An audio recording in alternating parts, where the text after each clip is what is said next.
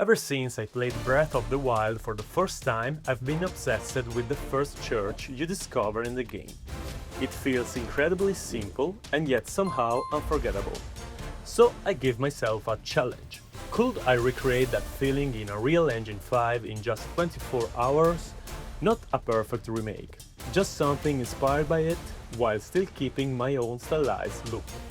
At first, I honestly thought this would be easy. The environment looks simple, right? Some grass, a few ruins, the landscape around it, soft mountains in the background, but after starting the project, I realized very quickly that simplicity is actually the hardest thing to achieve. I started focusing on the church ruins themselves. After around 3 hours, this is where I was. The basic shape was done, but it felt too realistic, too detailed in the wrong places. It didn't feel right at all, so I started removing things instead of adding them. The original Temple of Time has a very iconic silhouette.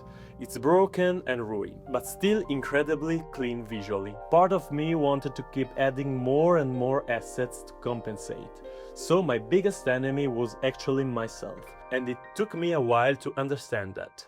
So instead, I tried focusing on the atmosphere. Around hour 6, I completely changed the direction of the scene. I softened the shapes, simplified the rocks, and pushed the colors more toward a stylized look using this wonderful effect that transforms every texture into a perfect stylized aesthetic.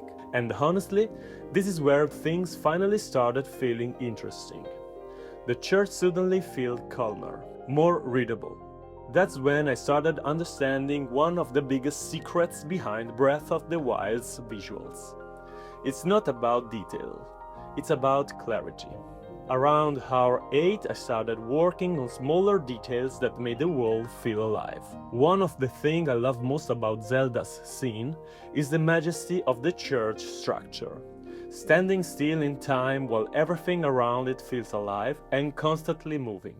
The grass, the flowers, the environment itself. To intensify that feeling even more, I focused heavily on the surrounding nature and landscape. I added dynamic water along with grass movement that directly picks up the color of the terrain, creating complex and interesting gradients. I also spent a lot of time adjusting the lighting and color balance. And weirdly enough, those tiny changes had a much bigger impact than adding more models. The environment finally started feeling believable. Not realistic, believable. And during the final few hours I stopped trying to recreate Zelda perfectly. Instead, I focused on preserving the emotion of the original place. That quiet atmosphere, that peaceful loneliness, that feeling of exploring a forgotten world.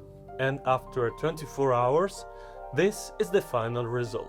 It's obviously not perfect, but honestly, I'm happy with it.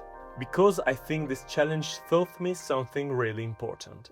Stylized environments are not about complexity. They are about carefully choosing what deserves detail, and what should stay simple. Bye!